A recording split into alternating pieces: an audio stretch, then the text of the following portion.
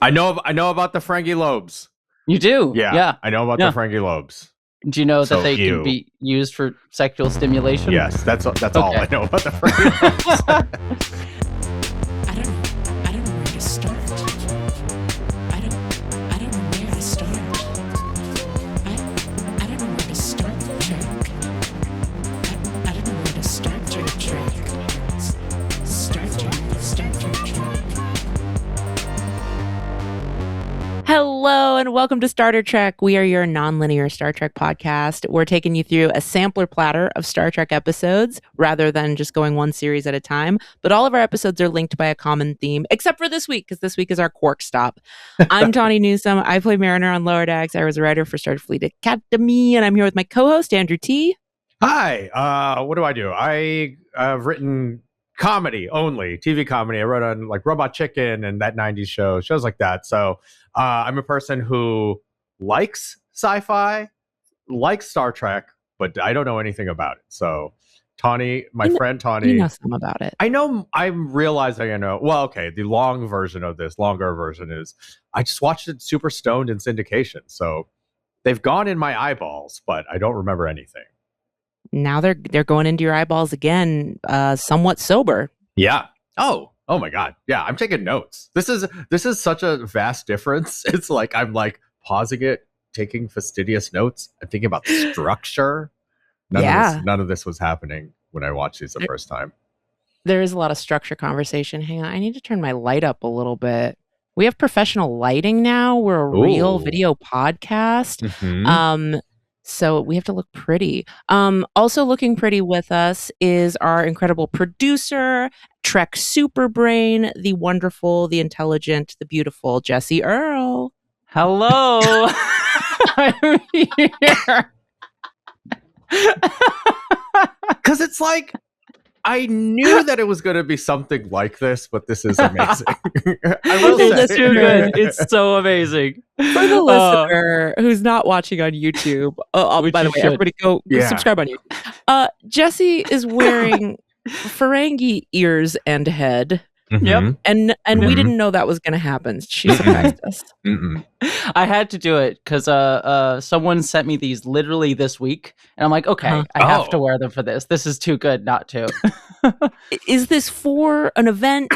No, this is just because I want. So a friend of a friend was getting rid of them, and I'm like, I will take them 100%. I will take. There's this one, and there's one with like the weird like sleeve they put behind their head. Oh yeah, the little retaining wall hat that they put on the backs of their heads. Oh. Yeah, exactly. So I was like, I will definitely take those, please. So yeah, it's fantastic. I want to say this because it's not that you don't seem happy when you're normally recording the podcast, but you seem like notably happier right now. You look this thrilled. Is joyous. Yeah, this is a joyous experience for me.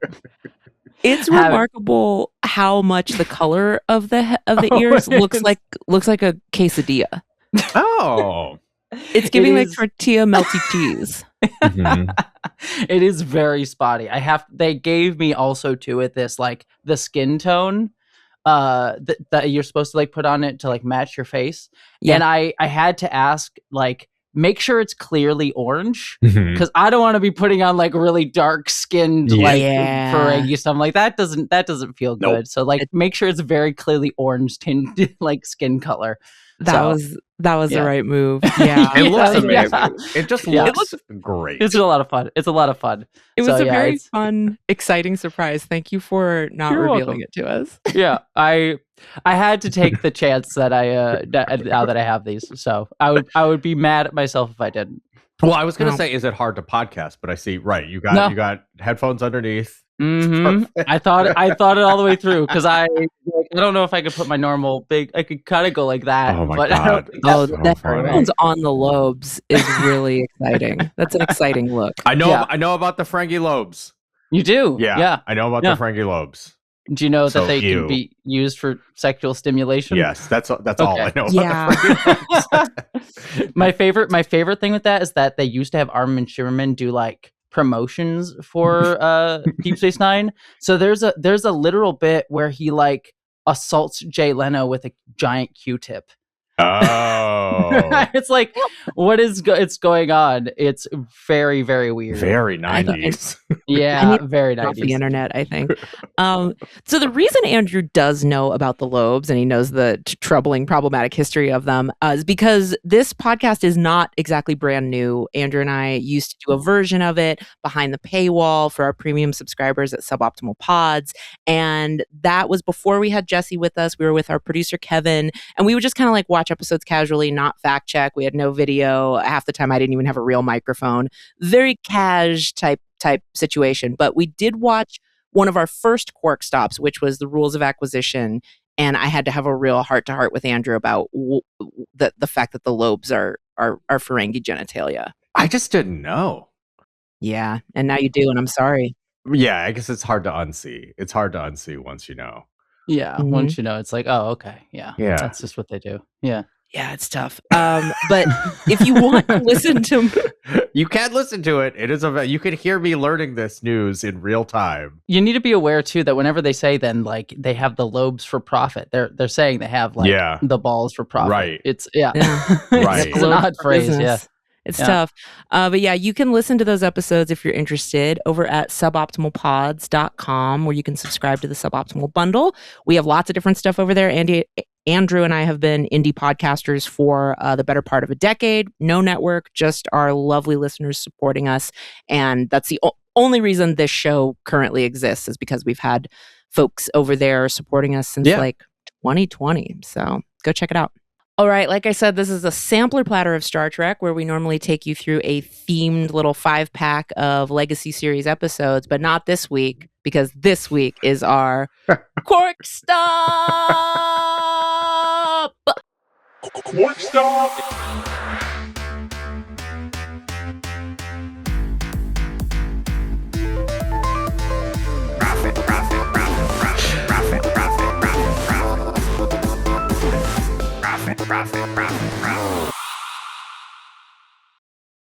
I'm blown away every time you make a little music thing, that's my fault. I shouldn't be blown away. It's so good.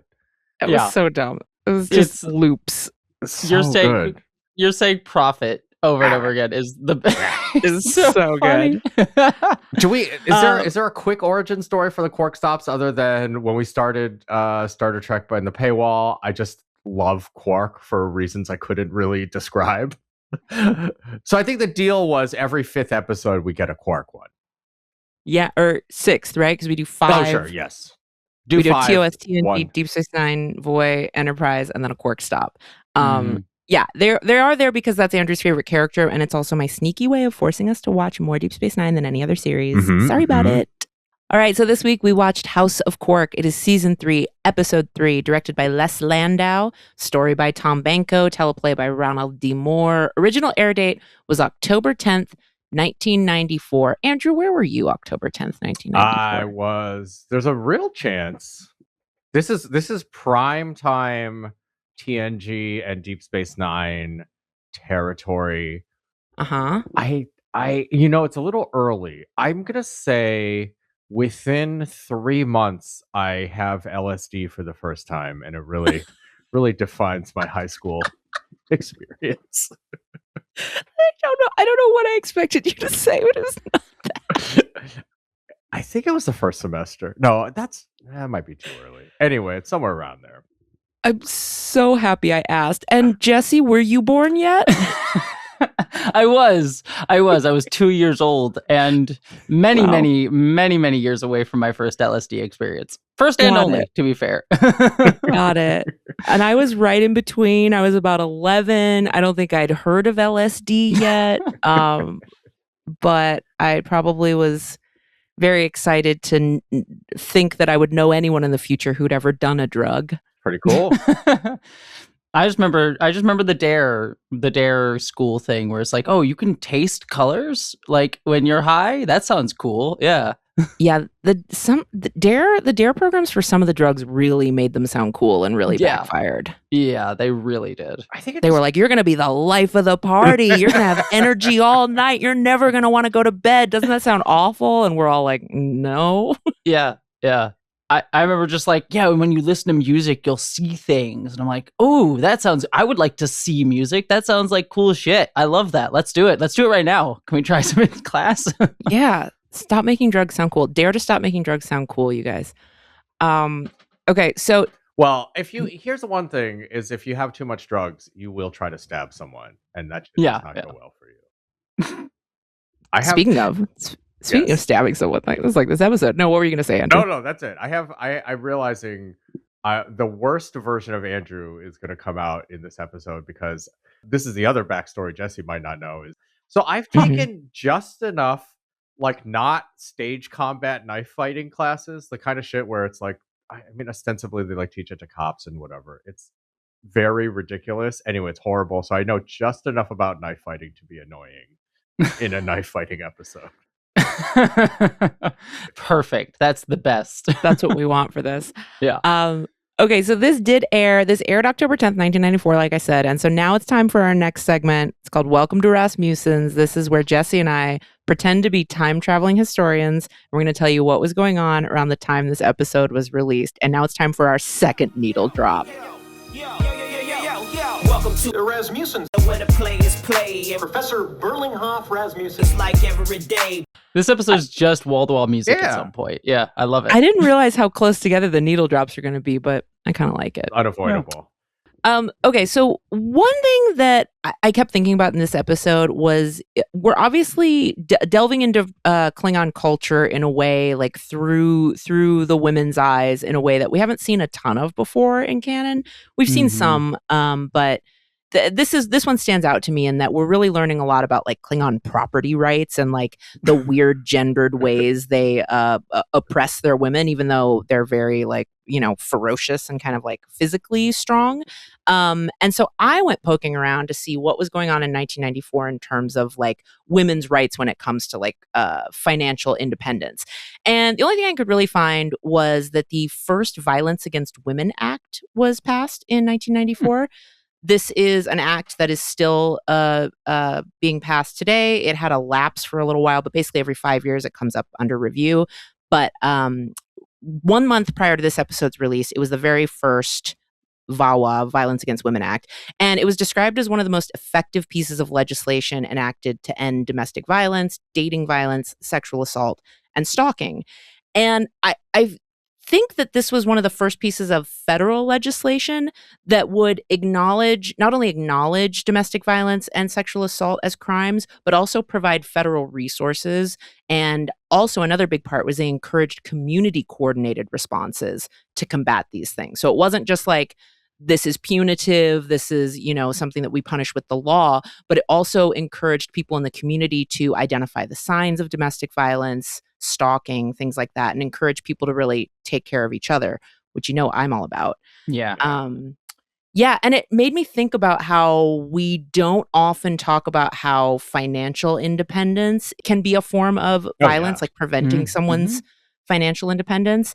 And watching this episode, I was like, man, we're watching Grilka, who is this tough, very strong, very intimidating figure, yet she is systemically disempowered because she's not allowed to lead her house. She's not allowed to retain her property rights. She needs Quark, who's not even of their culture. She needs an outsider to come in and help her access property and things that's he's actually hers. Yes. Because he's a man. Yeah. And that's wild, especially for the Klingons. And yeah, that was one of the core recognitions under the Violence Against Women Act, that domestic abuse and systemic control are frequently economic and not just physical. Yeah. I mean, the part of the ways that patriarchy started off was just using women as a way to like delineate where property rights continued. It's like, I'll marry this woman and then it'll go to my kid through the woman. So yeah, property has always been tied up into the subjugation of women and women never getting to own it for many, many years. I forgot what year it was, but maybe every state was different or every bank. But I remember learning it was shockingly late into the 70s or something that a woman could open a checking account by herself. Yeah.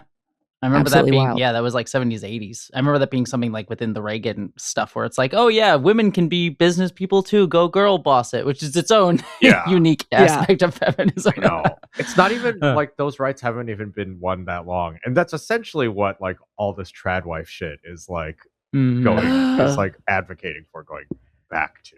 Which is just Yes. like, oh God.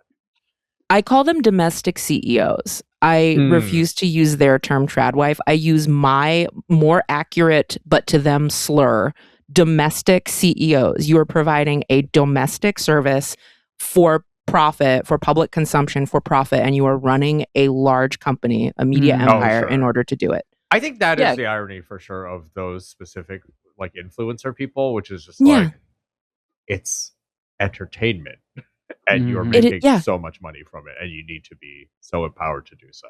Yeah, the you're women the are Ted Turner of muffin tins, babe. Get used to it. Yeah. Sorry, Jesse.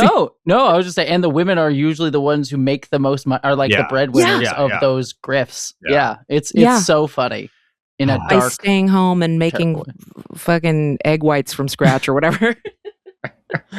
I love Good it. for them. I love the world we're in. Yeah. Good for these domestic CEOs. They would probably Anyway. love being Ferengi women. You know, I think that would be the yeah. They would love being pre Moogie. Yeah, Ferengi women. the pre Moogie era, which Andrew has Exactly. no idea what we're saying. BM The worst and thing is I have AM. some idea what you're saying, but not a high. I don't know what you're talking about, but I know enough to guess. But that's for another time. The girl boss feminism arc of the Ferengi will come one day. Oh, wow. Mhm, Okay. mhm. I mean, it'll come in a Quarkstop, presumably. So I'm ready Yeah, for it. probably. It definitely will. Jesse, lay some Rasmussens on us. Yeah, so there's actually not a ton on this episode, but one thing that I did know is that Ronald D. Moore wrote this episode, and he got the reputation in TNG because he started on TNG as the Klingon guy. So a lot of the Klingon episodes on TNG, he was the one to write. And one thing that he noted that he was kind of upset about, that he wanted to do better about in Deep Space Nine, was develop Klingon women. Because for the most part, he had mentioned somewhere in TNG, and I'm sure we'll watch that episode at some point, where like women can't own property and they're not allowed to be on like the Klingon High Council. So like he added that to canon. That was his choice to do just offhandedly. And it was something that kind of bothered him that he never really delved into on TNG. So here he decided to make it a focus, and then it's a focus of even future episodes as well that he writes. So that's a really interesting, just fun note with this one. And then two other things is this is Armin Sherman's, at least when he was interviewed at the time, this is his favorite episode because Quark gets to be the hero in this one, which he really loves. And then another fun note that I always really loved is that they wrote this episode. So the B story in this one is Keiko O'Brien episode, who I love Keiko. She gets a lot of shit, I think, sometimes from certain parts of the fandom, but I love her. But they wrote her out of the show at this point. She does come back, but they wrote her out of the show at the end of this episode so that they could focus on O'Brien and Bashir being their friendship. And I just find that so funny of like, oh, we got to write out the wife so the boys can get closer and have their own bromance. Oh man. So shout out to Rosalind Chow, of course. Yes. Just like, but it was a little funny watching the end of this. Like, oh, this is the you're being written off the show episode. Yes. Jesus. Thankfully, she comes back, but yeah, it is go over here, for a little while because the boys need to bond and have their own bromance. Andrew, I told you to say this to her when you got to have lunch with Rosalind Chow, but I've never had the opportunity to meet her. But I was shocked when I looked up Keiko to see how many episodes she'd been in. I think I looked it up for the Pod Directive or something. And it was only like 14 across the whole series. It was some very small amount that surprised me because she feels so present, even with this massive gap in her appearances that's about to happen. But I think that's just a testament to the actress being such for me, such a welcome presence on screen. I always love her, even when her storylines don't serve her the best. I think Rosalind Chow, the actress, and just the vibe that she gives are always so enjoyable. I mean, she has a great presence, but also I think there's at least for me, because I think I would probably have been surprised in the same way, which is like my sense was that like O'Brien's wife is like a part of the show. But I also think it's like partially, and this may be incorrect, but my sense is that she brings sort of a different vibe to Trek. I guess it's like Yeah. sort of the domestic, but she also just as a performer is like a little quieter, I think, than like a lot of Yeah. Trek actors or a lot of And she's a Trek. civilian. Yeah. Yeah. So I think maybe that's it. It's like, yeah, I think similarly to me, she looms rather large in the show, but it's like, And you also, what I also do like about what Deep Space Nine did is you always get a sense of she's just off frame, because O'Brien will Yes. mention her a lot, Yeah. like being like, "Oh, I was talking to Keiko," or Keiko Yeah. made dinner tonight. So like, there's a sense of life just offside the camera that constantly makes her presence felt, and that's Yeah. true of Deep Space Nine generally speaking for a lot of characters. They right, get it's referenced like a even when they're not town. there. Yeah. Yeah. I will just say, actually, my small. This is not a welcome to Rasmussen's, and this is a timely thing. But I went to a Earth Klingon restaurant this week. I went to a Mongolian restaurant, and it fucking Oh. rules. Ooh, And that's all I've been thinking about.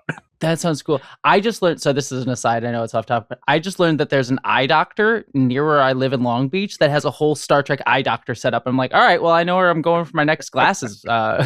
Like, I saw that appointment. too. You better believe So I messaged wild. them. They have not gotten back to me. no. Well, they I- live near me, so I'm going to like physically show up and be like, hi, can I get an appointment? So wild. Physically show up. Let's beam in over there. Let's go, but refuse to like drop character. You wear the Ferengi ears. I'll wear the ears. I'll just go in full Mariner. We'll just show up and refuse to act like people. I'll be the Mariner's friend, like the Ferengi friend who has the monocle. And that'll be what Yeah. I There's get a for the eye doctor. There's a Ferengi with a monocle. Yes, and Yeah. who's active friends with Tawny's character on Lower Decks, which is a show you watched, Mhm. I've heard. His name is Quimp. Yeah. Don't remember this. Mhm. I'm so sorry. Yeah. That's the other running joke. Is I just got too stoned when I watched Lower Decks, but I swear to God I've watched all of it. That seems to be the theme for how you've watched all of Star Trek. Not anymore. This is what I'm saying. Turning over a new leaf. You The Dare campaign got to you. can Yeah, I was just saying, you need to be on LSD to watch Trek now. you will not believe how dialed in I am when I'm watching these episodes. It's like I'm rewinding, subtitles are Hell up, yeah. I'm taking notes. This is more disciplined than I am about literally anything else in my life. Well, hell yeah. In that case, let's get to it. Let's see. Let's hear the fruits Oh yeah. of your labor Okay. in these notes at our main segment of the show. This is where Andrew tells us what the hell he thinks happened. I'm afraid I hope I didn't talk too big of a game. But okay, House of Quark, Deep Space Nine, episode 303. We're in the cold open. At first I wrote down it's closing time at Quark's. Because it's just Quark and I was gonna say Nog, but that's not correct. It's Rom Mhm. are sitting at the bar, and what is actually happening is just business is down because of backstory. Here's another thing, Jesse, you should know is, or maybe we talked about this on an episode you were on. I don't remember jack shit about how the Dominion functioned at all.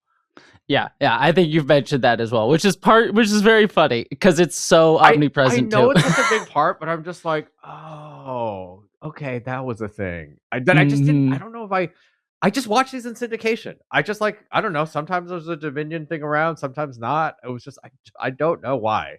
Well, I think that again, that fits the vibe of the show because people watching would be like, wait, what's the Dominion if they missed an episode? Or Yeah. like it didn't show up on their, whatever the region was at the time. No. So I just I didn't. So now I'm understanding that in this season, presumably it's maybe is it Season 3 that it Yeah. starts like this, like, so this is kind of like DS9's kind of turning into Casablanca a little bit. Yes. Yeah. Yes, It's like at very the much edge so. of war. Okay, got it.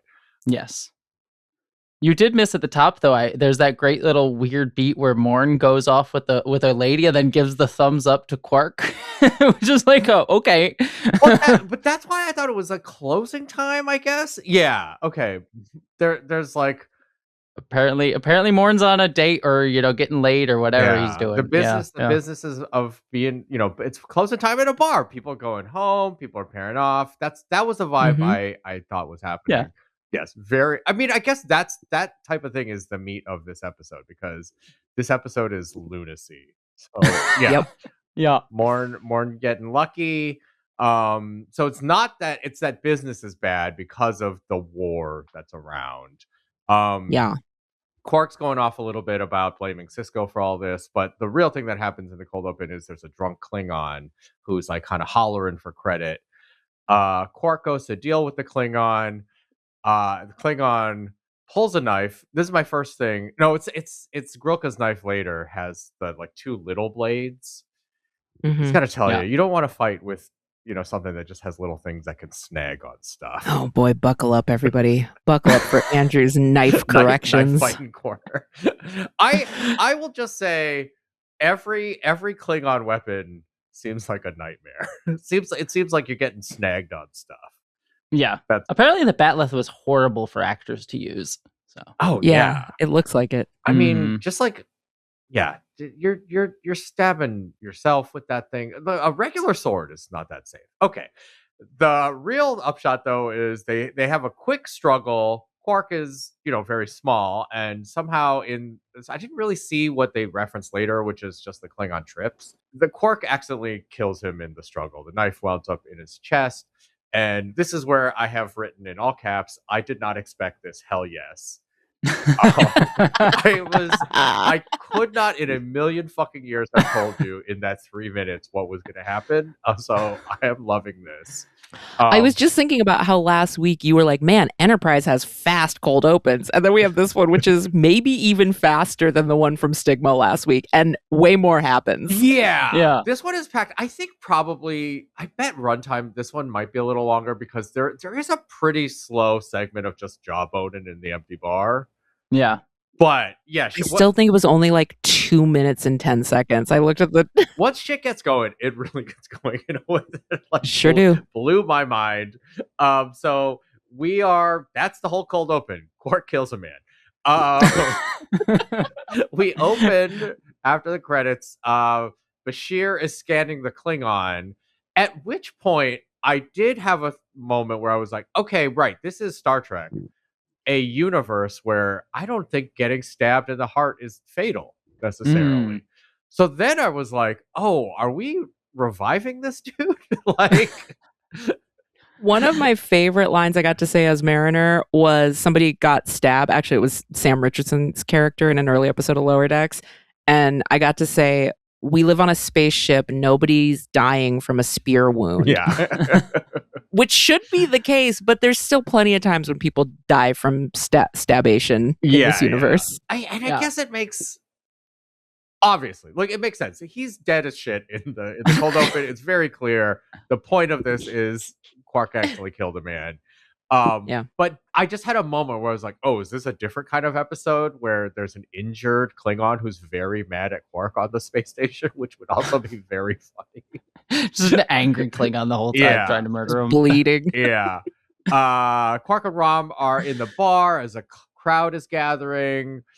Quark realizes it'd be good for business to spread a rumor that he just murdered a Klingon, which I have a sense of Klingons, but I don't totally, I guess, understand like is it just like that he killed anyone? I mean, obviously killing a Klingon is like impressive because they are very, martial people, but like is it that big a deal, I guess, to kill a Klingon?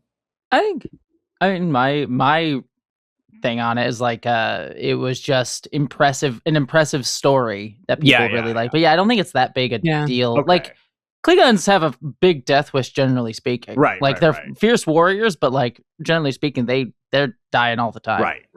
Okay. This is also where I kind of I think just from watching as a kid, and I do know this, but I kind of always forget that Odo's actual job is cop. Yeah. Like, Yeah. So I not that I forgot again, but I'm just like, oh right, yeah, this is the sheriff rolls in part of the. That's why I always say ACAB includes Odo. Yeah. So yeah. Unfortunately so, Odo yes. and his bucket. Odo's bucket is a cop car. Okay. Odo comes in, asks what's happening. Flip the bucket when we're rioting. Sorry. There was some objection earlier, but Rom plays along and tells the story that Quark killed the Klingon. Odo and Bashir are basically just the whole time doing like oh my god, who are the old guys in the Muppets? Oh, learn Bergdorf and Wallstorf. Yeah, they're just yeah. the whole time Quark is like loudly telling, like, allegedly sort of giving his testimony about what happened, but just like making this like larger than life story for the crowd. Bashir and Odo, mostly Bashir, are just side eyeing and smirking and all this. Mm-hmm. So okay, so the tone is very like, okay, this is a comedy episode. We're having fun here. Quark is the hero. We cut to the B story, hard B story. This is also an episode where very little, if any, that I can think of A story, B story interaction. This is just another thing's happening. Yeah.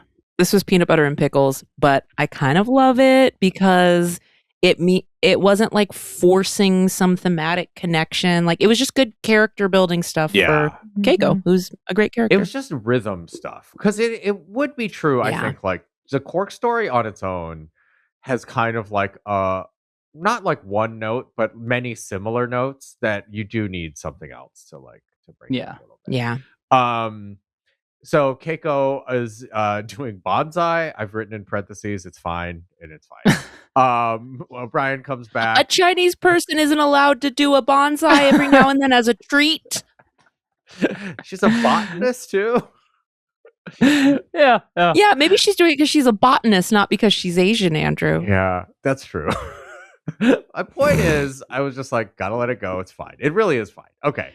Here's my actual question. So O'Brien comes in and orders a synth ale, or asks a replicator to make a synth ale, which I decide I'm at the stage of my trek where I know all the alcohol is fake. That's fine. But if everyone can make alcohol in their room, the hell are people buying at Quark's? Just time. Just like a social experiment. Well, yeah. You have coffee in your house, but why do I catch you down the road at Blue Bottle? Riddle me that. Okay, yeah. It's a social thing, and also presumably, I think there's even episodes where he references like he imports stuff, so presumably he would have like better top shelf liquor, presumably. And he has specific replicator programs that other replicators don't have. Right. He has the bar. Right. Okay, that all makes sense, and it's also fine. I know that of all the this is not just in sci-fi, in any writer's room, poking logic police holes in something like the replicator is very not just uncool but pointless. Like, for the record, these are the types of holes I welcome you to poke, because I actually have answers for most of them. You want to talk about the replicators, matter recombinators, stuff like that? I've done a lot of thinking about it. Yeah, maybe that's it too. I don't want that smoke. And I know that I don't want that smoke, but I was just like, if he just has fucking the beer that he wants. All right. Okay. So this is Andrew going, we got Chipotle at home. Yeah, really. All right. Keiko tells him that she closed the school because of the war, essentially. I assume this is backstory, but I guess Keiko's been a teacher. At some point. Yes. It's been a recurring thing throughout the first 2 seasons where she's a teacher. And Andrew, you should know, this is part of the reason why I find Keiko to be so present in my DS9 experience. She's not just a teacher. She led the effort of separation of church and state in the schools when the Bajoran Pope Karen wanted to come and insist that they learn Bajoran theology in the schools on the station. And Keiko was the first line of defense against that shit. And she took up a very large role in keeping the schools secular. What a Keiko's great. Big type of story. Yeah. Okay. It was huge. Yeah. It's an incredible episode. We'll watch it. Yeah. Okay. They mention, but we don't see in this episode, Jake and Nog are the only 2 kids on the station, which is depressing for them. And this is where it kind of okay, it's like a frontier town. I wrote the phrase, what with the war and everything going on. But yeah, okay. I'm getting the vibe now. I maybe didn't before. We are back at Quark's, and now business is brisk after the murder that he did. Odo's there keeping an eye on things. Quark's like, hey, you don't have to stay, Sheriff. And this just kind of feels like a bit of exposition, but Odo's basically like, hey, that Klingon was named Kozak, and he's, basically he was a bad dude. Which doesn't really play out, because it made it sound like, I thought what the implication was and I guess it motivates the next Klingon scene. But the implication to me was like, oh, he's like a criminal. Like I thought he was sort of like Oh, yeah. like there's gonna be like a motorcycle gang coming to town after you. Well, like I think because the implication we get later that he was a high head of a Yeah. house and like high in the Klingon empire, and that usually denotes, because the Klingons are so warrior like, that they are violent or violent may be wrong, but like aggressive towards holding on to their power and Yeah. place.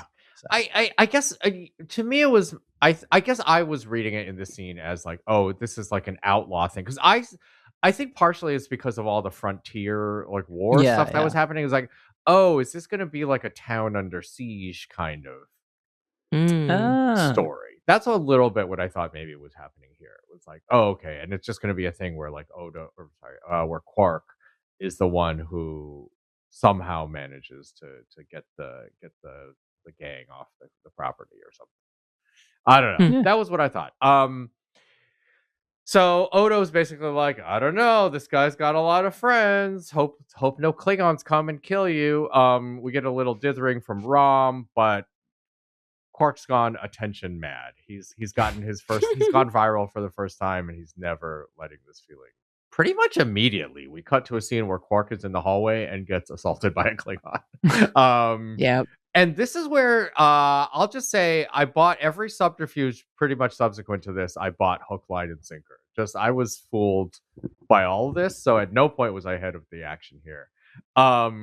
I love how, Andrew, we can watch some really iconic, expertly crafted Trek, and you are so ahead of it because you've written enough TV to know how it works. But I think the charm of Quark, you love Quark so much, you get so immersed in the Quark I really episodes sucked it. that you become a different kind of audience. I'm just like, and then what happened? What happened to my man? It's very pure. It's very pure. Okay, so that is the end of Act 1, where the Klingon in the hallway is like, you killed my brother, so that also was like, okay, this is gonna be like a you killed my brother, let's duel, I'm gonna kill you, whatever. Spoiler alert, it's not. We open Act 2, we're back in the hallway as we were. Klingon's interrogating Quark, who tells the truth. And again, yeah, this episode has several low stakes lies. Or like weirdly high stakes, but played with low stakes energy lies. And this is the first one of them that I did not read until the reveal. The Klingon is pissed. He's like, hey, he's pissed and interrogating Quark, and Quark, under threat of death, tells the truth. Hey, I didn't actually kill Kozak. It was just an accident. And then this Klingon is like, oh, dying in an accident is dishonorable for Klingons. So it's actually better if you say you killed him in combat, which was what Quark was going to do anyway. Yeah. Mhm. He's So- like, oh, I came out clean on this one. Yeah. So he lays it on even thicker. And the guy leaves. And this is, I just, again, bought this hook, line, and sinker. Make sure to tell everyone you killed Kozak in combat. Great. In O'Brien's It's quarters, so sitcom-y. it's I just bought it. O'Brien's room, he's cooking a big fancy meal. Keiko returns. He's made a nice celebration meal for them. There's a little bit of like talk, but I mostly just read they just straight up fuck pretty quickly. He made a big fancy meal. I mean, I stand it. Yeah. It's Star Trek. They're horny. That's how it goes. He's just trying to make his wife feel better, which is fine. Then What was it like? Make your wife happy day is an old like Irish tradition. He says Yeah. some of that. Yeah. really weird foreplay, I guess I will just say, but not. Sorry, it was very like PG on TV foreplay. It was a little like Yeah. sitcom parents, like, ooh, we're having a nice time, but they're just they need to use like the softest possible language, which I understand. What you're saying is you want O'Brien to like come in with his shirt off and be like, "Hey, Keiko, how Kinda. Let's get to it. That's basically what happens. So, like, yeah. yeah, but the next day, I didn't realize exactly, partially because there's no sunlight on DS9, so I didn't know when daylight was. We pan over the trashed table from all the fucking they did, and it's the next Why do you think they morning. did it on the table? You don't think they just had a dinner that they didn't clean up? I mean, I like to think they just I was kind of every here, there, everywhere. So you want to think that that's what happened. They just haven't. Yeah. It This is is your it is, for what it's worth, it is what I thought happened. So I don't know what that says, but I'll just say that 100% was what I thought happened.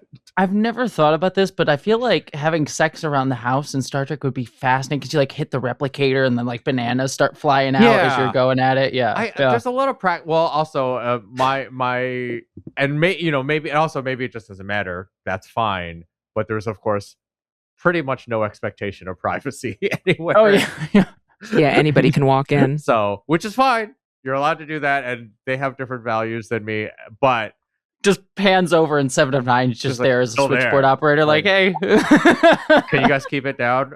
We're making calls here. Okay, that's fine. Next morning, O'Brien goes to work, and they play it like pretty. It's not like a big scene, and it's not like a huge movement in the conflict, but it's just sort of the inkling that Keiko is like playing it great. She's grateful, but very clearly is bummed that she has nowhere to go, basically nowhere to be. Yeah, I love the way they filmed that because it's like she is happy with him. She didn't like resist, because another way a worse writing team could have written this is like he does this big beautiful dinner and she's just like arms folded, not enjoying it, doesn't want to have sex or whatever. Yeah. But it's like, no, she's happy with him. She's happy in the marriage. He makes her happy momentarily. Yeah. But then the moment he gets up to go to his job, his calling, Yeah. and she doesn't have that, we see what the real problem is. Yeah. Yeah. It's why I love Keiko. Like there's a thing, you'll maybe learn this at some point, Andrew. There's a thing in the certain segments of fandom of people hating Keiko because she was always seen as the nagging wife. Which when I watch the show, it's like that's never present. Like certain sitcoms will do that, like nagging wife who's annoying, and obviously some misogyny tied in with that reading of a character.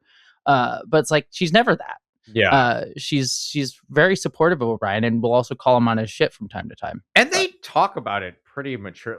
I will say one thing that like tonally is like they are having like such a relatively, it's not like it's not big, but it's like all the scenes they have, the emotions just move like a little bit. It's very subtle. It's very like, it's relatively complicated because it's like, yeah, she moved to this thing for his job and she's not like hating it, but it's not like ideal for her either. And it's like, relatively subtle.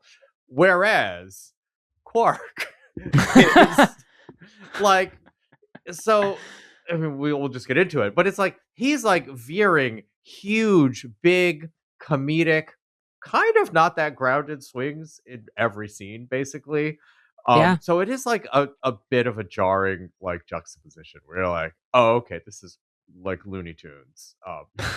It's like Looney Tunes combined with like a pretty like tight domestic drama. Yeah, but accurate. Anyway, okay, so Quark is that's Star Trek. Sitting And on maximalist and minimalist at the same time. You described 2/3 of the show, Deep Space Nine. The other third is the horrors of war. Yeah. But this is that. This is like tangential to the horrors of war. It's like, oh, I don't quite get what I want to be with the man I love. But is that okay? Well, let's talk about it. Anyway, cut to Quark sitting on a comical pile of money, like a Scrooge McDuck level pile of latinum. Business is good ever since he killed that Klingon at his work. A robed Klingon comes to visit him, informs Quark that Kozak was her husband.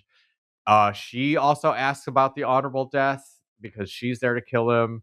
She pulls out a kind of switchblade because it's a big knife that has two little prongs that come out, and I'm hating that. That's fine. I'm gonna stop knife talk, but I just want it officially. I want it to be said. I don't like that. Okay. Just a small stick. Even a small stick would be more effective. Okay. Your complaint has been logged and sent to the appropriate parties. You don't know how Klingon anatomy works. That's That's the true. two prongs could really get in there. No, of course. Those two prongs are needed for two very specific But they have- appendages. Yeah. But they have. I know about that one. Okay. But they have. Good. They have hands. They have hands and arms. It's a really, really inefficient way to have a knife. Okay, she's there to kill him. swings that knife at him. He gets rolled over the bar. It is like a cowboy westerny kind of fight. Little barrel roll. Yeah, she Mhm. wants the truth, so he tells the truth. She calls him a liar, and then, honestly, hilariously, injects him with some shit that knocks him out, and they beam off the station. And no one bothers to check on him again. Like just it's all good. Like it's not no one. Yeah, we don't see DS9 for a bit. yeah. He wakes up on, I wrote down, a Klingon planet. That's right. Okay, he's on Kronos. Here's my first question. He's with an older Klingon. He's in Kozak's house. Is this Klingon played by Dennis Hopper? Oh, I don't know. I don't. It can't So, be. I can understand look that it it up. can't be. That motherfucker looked so much like young Dennis Hopper in Klingon makeup. I simply don't think so. Okay, yeah. I would be shocked if it was, Right. but I don't know the actor's name. So The let me whole see if I can pull episode him up. would be like this guy's episode if Dennis Hopper was on DS9. Unless it was like a weird uncredited Dennis Hopper. He looks a lot like young Dennis Hopper. Probably when this came out, Dennis Hopper didn't look like young Dennis Hopper the way young Dennis Hopper looked. Okay, everybody go look up. I'm What's not that doing Klingon's it. His name? name is Traegar? Joseph Ruskin is the actor's name, who plays Tumek is his name. Tumek. Okay. Tumek. Joseph Ruskin. He looked like I thought it was young Dennis Hopper. Okay. Quark learns, and I, Andrew, the most credulous buffoon ever to watch a television show, also learned that guy was not Kozak's brother. He was just running a ruse to destroy Kozak's house. And we learn a little bit of Klingon bylaw about how if Kozak had died in combat, the house just falls. But if it was an accident, there's a chance the council could do a special dispensation and his wife could potentially inherit. So the Klingon, right, or we learned in the previous scene she's his Kozak's widow. And now I wrote, hold on, wait, is she gonna marry Quark? And then I So you were a little ahead of it. No. Sorry. This is what I was typing as the ceremony in Klingon was happening. So I was still behind it because the marriage ceremony was happening. It was just in a language I don't know. And I was like, wait a minute. Hold on a second. This is starting to feel like a wedding. Like a shotgun wedding. Like a Hell batleth yeah. wedding. It's a Batleth wedding. Batleth wedding. Is there a there's no shotgun version of a phaser. Don't tell me. I'll find There's a out later. phaser rifle. Yeah, there's a phaser rifle, which also made no sense to me ever, because it shoots just the same phaser. It's just bigger and longer, and you get to hold it like this. Yeah, it's cooler. I just think you feel more like a murder person when you're holding something like that. I Whereas- own one too. I have they haven't made a Nerf gun of it. It's in the other room. I have a Nerf gun phaser rifle, and it's great. It is a Whoa. lot of fun. It I makes all just- the noises. I just think a phaser. This is my other Andrew's weird weapons gripe. Here we go. I just think a phaser, as I've said in other contexts, just feels too much like a flashlight. You shouldn't be able to kill a person with something like that. I think it's too casual. Yeah. Okay. Just oh yeah. Okay, I'll run that up the chain. I just genuinely think a phaser rifle makes you think about what you're doing, whereas a phaser. That's it. That is an interesting point. Just the psychological nature of it. It's we want to make sure people feel like they're killing when they kill people. Yeah. It's not ideal that they're killing people, but since we have a thing that can kill people, make sure people are. Yeah, phasers are too dangerous to be just a little thing with one button. That's all. I think the more I talk about it, I think I'm kind of being reasonable. I also have they have a Nerf phaser too, and it is less satisfying to hold than the rifle, significantly Yeah. so. Yeah. yeah, Doesn't because it feel feels like like a remote. Yeah, it is a remote, Like, essentially. aggressively changing the channel Yeah, at someone. You shouldn't be able to vaporize someone with your remote. No. Okay. Just so they never existed. Yeah. So once again, I have in all caps hell yeah, which is hell yeah they got married. And Act 2. We're somehow only in fucking Act 2. By the way. Okay. Act 3 is a short one, I will say. real quick, we're back on DS9. Cisco, Kira, Dax are having. I just wrote down a boring meeting in the captain's chambers, and I could tell I'm getting better because see, there was an incarnation of this podcast where I would have rewound it, fucking taken notes, and then told everyone about the like chuffa at the top about supplies or whatever the fuck. But I finally realized I'll waste people's time a different way, which is telling how I'm getting past this. That's good. You're taking Yeah. control. You Yeah. want to talk about what you want, not just Thank you. the filler. This to me is my least favorite scene. But it very clearly was like, okay, we do actually have to get the series regulars in at least a scene this Mhm. Yes. episode. So this is the scene. Dax knows, or Dax is like, oh, looking on your face, I can see I've been a husband, been a wife. I know marriage troubles. Trans vibes. Yeah. Very trans That vibes. being said, the boys still need to like have their dude time, I guess. So yeah. Kira yeah. and Dax are forced to leave, even though very clearly Dax is the only person qualified to give advice in this instance. Yes. Yep. Whatever. O'Brien and Cisco have a conversation about initially the school, and then O'Brien is like, oh, can I turn a cargo bay into an arboretum? Avery Brooks gets to do a relationship speech, which I'll just say, I'm not saying it's a bad speech. I was like not clear at all where this comes from. I felt like there was relationship backstory that I didn't know about. I don't know what Cisco's I at think in his relationship. Just at that this his point. wife died. Yeah, you would Yeah. know that from you watched the pilot, right? Yeah. Yeah. So that's just from like he had a wife beforehand at this Okay. point. Okay. Yeah. He will have other relationships going forward, but I don't think that's Got started it. by this point in the Okay. series. Yeah, we're early in season 3. Okay, that makes sense. I was just like, I don't know. He's putting so much on this that it feels like I'm missing something, and I was Yeah. happy to let it go over my head. I think there are so few references to Jennifer. I know because I went and cataloged them all. Throughout the entire series, and yet the pain that it caused him is present because of moments like this. And you're reminded in these really subtle, beautiful ways that he had a very loving partner that's no longer here. But this is probably the only time in season 3 that happens. Got it. Yeah. Okay. Yeah. Part of me again.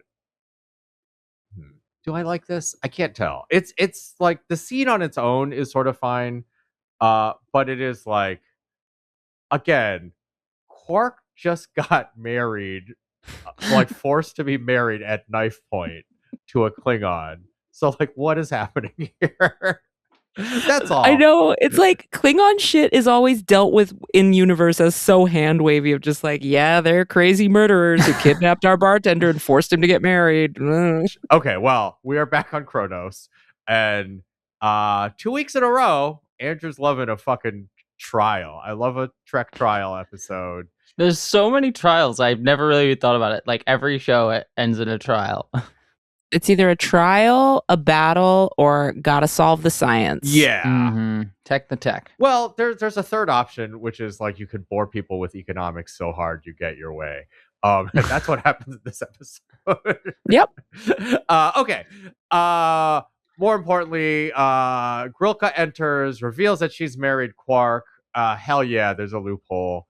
They dropped the title of the episode. All right, guess we got House of Quark, which Yeah. is Ew, ew, ew, great. ew. I also should note this is the first appearance of Gowron on the show. Oh. Have you met Gowron yet, Andrew? I He don't has not. think so. Okay. So this is the guy who runs the Klingon Council. His name is Gowron. He Okay. appeared first on TNG. You'll meet him later, but he is a recurring character, and this was his first appearance on Deep Space Nine. Got it. Okay. So that was special. This Yes. really is a short act. It's just these two not that long scenes. We are in Act 4 off of the House of Quark mic drop. Great act blow. We are back at Quark's home, I guess, now on Kronos, but let's just call it Grilka's place. She's mad at him because I kind of lost the thread a little bit on the like Klingon laws. But she's mad at him for some reason. He wasn't supposed to speak up. Oh, I see. Okay. But like loophole territory. This is primetime Quark, baby. So he's like, oh wait, there's some scheming I could do. It's fucking awesome. So he starts scheming. He wants to know the truth. She talks about how Kozak owed everyone a bunch of money, and the other dude whose name I didn't write down, but was the guy pretending to be Kozak's brother. He's trying to take their lands and titles and power so he can be on the council. And Quark does the most Quark-ass thing possible, which is like, oh, great. Can I audit his books? Yep. Yeah. Hell yeah. Amazing. um, Don't bring a double pronged knife to a math fight. so one thing I will say, and it's touched upon more later, but later on, they're sort of like, they say, but I kind of would argue they don't really show that like scheming is not really the Klingon way. And my reasoning for this is like, I think Grilka started out with the scheme. Like, So this is something that I actually love about the Klingons is there's kind of distinction, and they did this with Worf and TNG, between like the politicking version of honor that Okay. a lot of Klingons do versus like what Worf kind of believes, or Worf is like, I am the distilled version of what Klingon honor should be. This is the true like warrior way. And then you get into like all the actual Klingon politics and their government and such. And quite often it is like, oh, they're actually always scheming, but they have to put a face of honor. God, Like of like, I'm being honorable to everyone that's looking, but actually I'm scheming behind the scenes. I see. So yeah. What I thought was going to happen, because this whole, okay, I'll just marry Quark so I can essentially inherit this thing. That's a Is a big time scheme. loophole, Mhm. insane scheme. So what I Yeah. was hoping was going to happen at the start of Act 4 was like Quark and Grilka would be revealed to be birds of a feather. You know, even if not Mm. romantically, like, wait a minute, you're Right. a Klingon, and I was really hoping for that, which is not what pans out. They just sort of play it as like the thing she did was like not a scheme, which it is Yeah. absolutely a scheme. So we blow the scene on Quark being like, let me look at his books. Hilarious. We are back on DS9 in the canteen. O'Brien's just designing the arboretum that we talked about in the previous scene. Bashir comes in. Once again, thank you, Trek, for a 3 times too long sequence of ordering soup. He's so specific with his soup order that in a way that I was like, it's not even long. I'm just saying it should be 3 seconds or 2 seconds, and it's like 7 seconds. It's one of those things where I was like, Yeah. he's so specific about his fucking soup. I hope that was a writer's room joke. Like someone's at lunch order every day was like so annoying and specific. I'm trying What- to remember the effect. Was it to cover the the mid 90s CG effect of it appearing?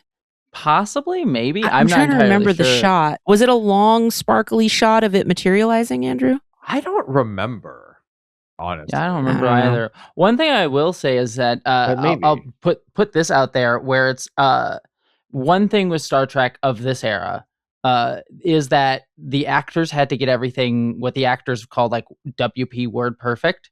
So if it was in the script, they had to get it word for word perfect. They couldn't like mess up a word or improvise. If they did, they'd have to redo the take. Oh. And so there's a part of me that wonders if it's like some writer, Ronald D. Moore, presumably in this case, like just wrote this whole long beat, and there was no room to be like, oh, we'll just make this quicker. It's like, no, you have to say the whole like made up type of soup that you Yeah. have to do. I don't. So. I my memory now, mere hours later after watching this, was something like, it's like tomato soup with this and this and this at this temperature, and it's just like Mhm. a lot of shows would just be like soup.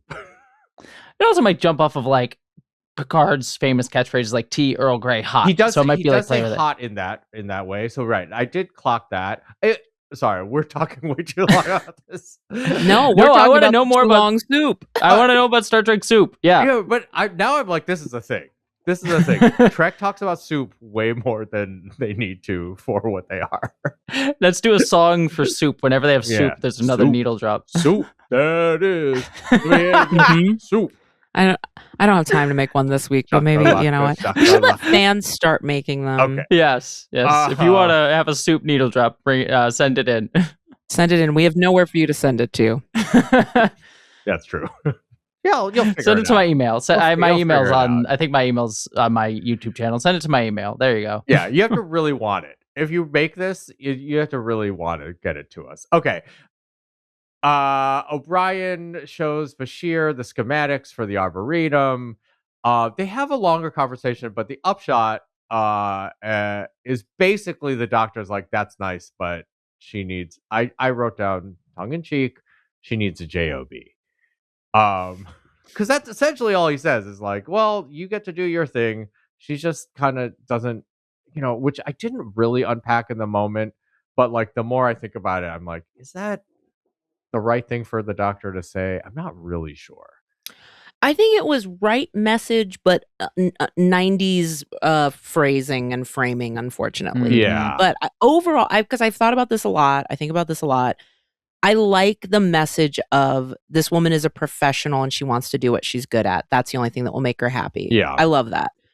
It's just, it was 1994 and the way they presented it sometimes was a little like happy wife, happy life. Yeah. It's a lot of that energy, but like ultimately he's like, yeah, she's a scientist. Yeah, she doesn't want a garden to play in. Yeah. Like she wants to do science. Yeah. Back on Kronos. Here's where my initially it was autocorrect, but then I just started doing it. The other Klingon is named Dagor, something like that. Yeah, that sounds correct. I just started writing Dan Gore, so creative Brooklyn Nine-Nine, I think. Yeah. Anyway, Quark figured out Dan that Gore. Dan Gore is the one who's been weakening the family through schemes like a Ferengi. Grilka's upset, but then like, okay, we figured this out. So they go to the later in the council chambers. Quark is this is like just actually like a fucking The Big Short style PowerPoint scene. It's ridiculous. Quark is just walking them through financial fraud I fucking love it. I on loved it. Klingon pads. I love it. He said, see it "Y'all just may like- be big and strong, but you don't know how to balance your books so that the IRS don't come after you." Yeah, this is like there's just so many like the energy and the story like whips back and forth so much because what in a different show would be sort of like a triumphant moment for like Quark has his strengths, he brings them to the table. Nope. Kozak or Dagor is just gonna march Rom in and just be like, yo, I can prove that he wasn't killed honorably. So for anyone keeping score, we have gone back and forth between was, wasn't, was, wasn't, was, wasn't, was, I think. Like the story keeps going back and forth in a way that I'm like, I don't think this is necessary, but I'm kind of enjoying the lunacy of it at this point. That's the act blow. Rom is there.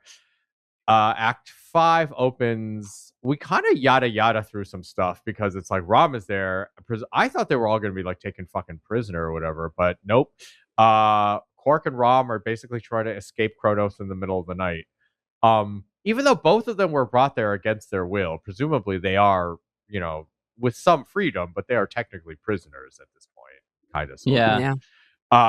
They get caught by Grilka and Dennis Hopper. Basically, so now the exposition is laid out that like in order to after all the sort of politicking and courtroom dramaing, the Klingons are still the Klingons. Like at the end of the day, it's still got to be a battle-less fight. Like basically no conflict could be solved without it, as far as I could tell. That's fine. Let's see. So Quark is just like, but like, what is this personal combat is like, ridiculous. And sort of in the ultimate Klingon diss, Grilka's like, whatever, you can go. Like, you're useless. You have no honor. You're pointless. The Klingons leave. Rom and Quark have a little conversation. I wasn't really clear what Rom was up to or either of them were up to. I did finally get ahead of the story because obviously they don't escape in the middle of the night, leaving Grilka to her fate. So in the council chambers, Grilka and Dagor are waiting. Where's Quark? At the last minute, Quark and Rom enter. Quark's got a batleth. It's he looks great. He wears it well. I love it. I will say here too, this is just just to stop it for a beat, this is why I love Quark so much, is that he plays as like the scoundrel all the time, but then he does have these moments of like, no, he actually does have a heart, and kind of goes against what his like capitalist cultural programming teaches him he should value, which is like, get out of here, save my skin. But he chooses to like care about people and does the right thing. And I love those episodes with Quark where he gets to be like, oh, he does have a heart of gold deep down underneath it all. So his plan is wild. Very much so. And he admits later to not having a backup one. So he's like, this wild plan better work, which is crazy. Because it's also like you're friends with like a shape-shifting like cop.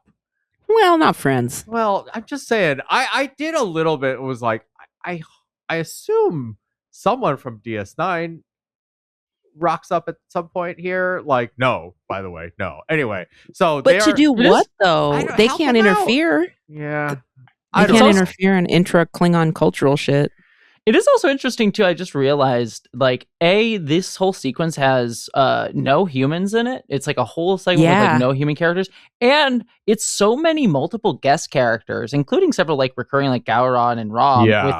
With only Armin Shimon being the only like regular cast member involved in any of this. Especially early on in the season, so it's not like they were like running out of steam for their main guys. It's just interesting how they constructed episodes. Right. This is like a real right, because the other thing that I forgot, but I was reminded when I looked online to watch this, every season for after some point, right? 2-part episodes. So this is actually the second story of season. Yeah. Like that is so wild. This is such a wild thing. It was a wild time of TV making. Jesse, your point about everyone being in prosthetics is so wild and would never happen now. Never. Yeah. Right. Like, and big prosthetics too, like this whole thing, and then Klingon makeup. It's not like some guy with a weird nose, you know? Yeah. Can I just say I've gotten so used to you. This is just how I am now. Yeah, this is just me. Honestly, you know, I feel very affirmed, you know, after like I know what a trans affirming surgery is. This feels the same way to me. Yeah. You feel like you're able to finally be yourself. You seem I don't know if it's just that the episode is lighter than last week, but you seem downright chipper. You're telling me the HIV allegory episode was not like a number? Maybe you should have wore the lobes for that one. We could have all lightened it up. I'll wear the next horror of war episode, like war trauma episode. I'll wear these again, and I'll just be very upbeat. You just need a prop every episode, whatever it is. Just surprise us. Fun. All right. Yeah. Okay. Let's get to the end of this thing. Land the plane, Andrew. So they are doing a fight to the death. Quark versus a guy, a Klingon is like 2 feet taller than him, something like that, a foot maybe. Quark tosses down the batleth. He gives a speech about how now it's dishonorable to kill him because he's unarmed. Sort of offers himself up for execution and plays on the room's just sense of honor and fairness. I will say, I am loving how Dagor just fully calls his bluff. It was like, oh, I'll kill you. Yes. I don't care. I love it. Oh, I also want to call out my other favorite line that happened when Quark shows up, which you mentioned, which he just showed up when no one thought he would, is he says, I'm Quark, son of, I forgot Quark's dad's name. And he goes, Keldar. Here to challenge, Keldar, I'm here to challenge you, Dagor, son of whatever. It's such a badass, like, action movie line. That's a great line. Oh, yeah. That is a nice entrance. Very funny, very weird. But Dagor is like gonna kill a unarmed Ferengi, and the other Klingons don't like this. They do a ritual turning their back on him that is like, I don't know why it landed much harder on me than I thought it would, given how kind of silly it is. Because I think it's that beat was designed for an episode with Worf, because they did an episode with Worf where they did a similar thing, and that scene was like super dramatic and like, oh my god, this is really meaningful. And so then they bring it into this comedy episode, and it's still the same thing meant for a very dramatic moment. Say what you want about the Klingons. I know a lot of people don't love Klingon stories, but they carry so much status and heft. Like, it is easy to just get sucked into like meaningfulness in their Yeah. storylines like very quickly. Yeah. Yeah. They do. I mean, like, I guess I will say though, the other side of this is a little like it's not the most satisfying because it's kind of like at like playground logic level. Because to me it's a little bit like okay, but a culture that has like presumably for millennia solved things by fighting to the death. Yeah. Someone's got to have thought of this before. Like, Yeah, I mean, like it's just one of those things that and again, I kind of like this. Is there's so many episodes where like the Federation kind of patronizes the Klingons, like looks down upon them. It's like, yeah, we'll follow your rules, buddy, even though it makes no sense. Good for you. Like even recently, without spoiling, Starfleet Academy, your show, Toddy, recently did an episode that was kind of like, yeah, we'll patronize you a little bit. Yeah, you do your honor, and again, it kind of fits like with the Klingons, the problems with their civilization. It's like an in-universe conversation of how ridiculous their civilization is. I will tell you, that what you're referring to in Starfleet Academy episode 104, I fought for that. It wasn't my idea, but when there was debate in the room over like whether this would work or not, I shot my hand up and fought for it precisely because of moments like this from House of Quark and all the other times throughout canon where we've seen, and I don't think of it as always patronizing. Sometimes it is, but the reason I fought for it is because I saw it as what humans and what we saw Picard often do was honoring a culture by saying, hey, we don't do this shit, but we value that you do this shit. So we are going to put on the little play, we're going to put on the performance because we respect you, but we're not actually those people. So it's a little bit of a wink, we know it's a little bit of a wink, but it's done out of respect. And like, so then it's like, no one thinks the Klingons are stupid. Everybody knows what's going on, but like the gesture of respect is the most important thing. Yeah. And that's a whole thing that Picard has throughout TNG that like I loved him for. So. Yeah. I think, yes. I guess to me, I'm just like, I'm glad this isn't a comedy episode, I guess. I think like pushing too hard at the margins of the logic here. I don't know. Well, I will also say too, and we'll watch it, I'm sure, as another episode. Like the tension you're feeling about the Klingon culture becomes a textual conversation in Deep Space Nine, way in season 7, but it does happen. Got it. We're the denouement. Let's see. Quark gets credit for being brave. The council gives Grilka leadership of the house. Quark asks for a divorce. She does the old Klingon divorce, which is just a slap in the face. But then, she has respect. She gives him a very 90s like ooh kind of kiss. Awooga. Yeah, a real awooga situation. We are back at Quark's bar on DS9. I forgot the name of the game already, so I just wrote down roulette. Dabo. I'll remember that one day. We tie together the A and the B story because Keiko and O'Brien are in the bar. Got to. Yep. And basically he's like, oh, I found you a botany gig on Bajor. You're being written off the show. They talk. She's going to take the job. Good for her character. It sort of is what it is. I get it. One thing I do note about this scene that made me laugh and is very 90s, where is like she says, well, I could never leave you and our baby. Molly, and he's like, well, you could take the baby with you. Yeah, just take Molly. Yeah, there's no reason why I would keep the baby. I'm a man in the military. Yeah, you and the baby go. Yeah, exactly. It's just so 90s. Back down below, we close the episode as we started. Quark and Rom are watching the bar. Business is down again. But you know what? Rom respects Quark, and that's a nice weird ending for the And we plant a nice little seed. Andrew, this won't mean anything to you because we're watching out of order, but we plant a nice little seed where Rom says, profit isn't everything. And we start to get the hint of a really lovely arc with Rom, where he becomes a different kind of Ferengi. Oh, hell yeah. Is Rom secretly my favorite Ferengi and I just don't know enough about it? Yeah, I think so, knowing you. I mean, Quark is more like your fun fake persona vibe, but Rom is more your heart. All right. Well, I'll find out. It's time. Okay, so for listeners, this is the moment where we take all of Jessie's vast knowledge and experience and the hours and hours of Trek content that she has accumulated online, and we just give her 3 minutes to to tell us whatever she wants. I love it because I do 3-hour long video essays and I'll condense it to 3 minutes for you. It's great. Do you like the constraints? You No, don't it's feel, good. It's good. It's helpful. YouTube good. YouTube gives you no constraints, and I need constraints. No, to way overanalyze this silly little comedy episode. The thing that I love the most about it is that it is about like one of those things that I love Star Trek for, which is about cultures coming together and being influenced by each other's cultures. And here it is not humans influencing like another culture. It is Klingons and Ferengi.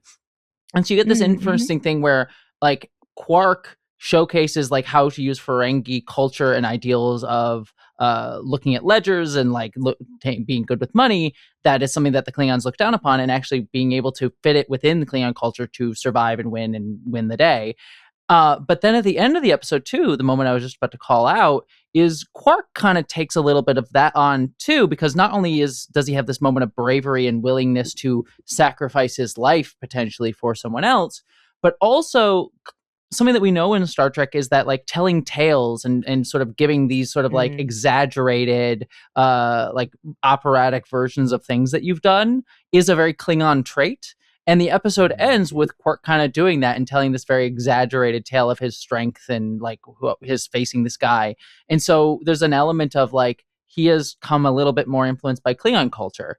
And then on top of that too, it's just, again, Quark showing, this is just another element too. And the way I love the Ferengi is one of my favorite species in all of Star Trek is they started off in TNG as these jokes of like, oh, they're all just like that. They're like the problem with Star Trek is like all alien species are like the that. one way. Yeah. And Quark here is shown to be like his culture. And again, it's that little piece of an arc, as you were talking about, Tawny, that Rom has, but also Quark has in a slightly like subtler way of like, he is supposed to be like the typical Ferengi. I have a business, I'm working my job, I'm supposed to exploit everyone I know.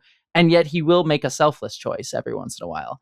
And I love those little tiny moments with Quark where you get to see like, no, Quark is not his culture, and his culture is not Quark, which is not how Star Trek, prior Star Trek would always treated the Ferengi or even other species. And Deep Space Nine is the one that really blows that up for pretty much every like alien species on Trek. So. Yeah, a lot of them. Yeah, it destroys the idea of the monolith. Like it stops the monolithic alien cultures. That's why I love it. Yeah, best Star Trek.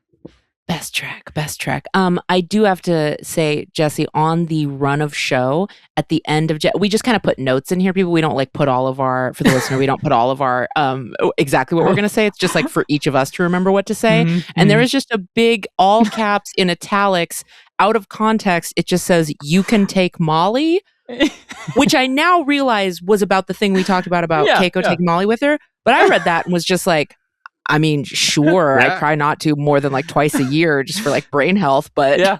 I mean, I'm on Molly right now. It's why I'm so chipper, you know?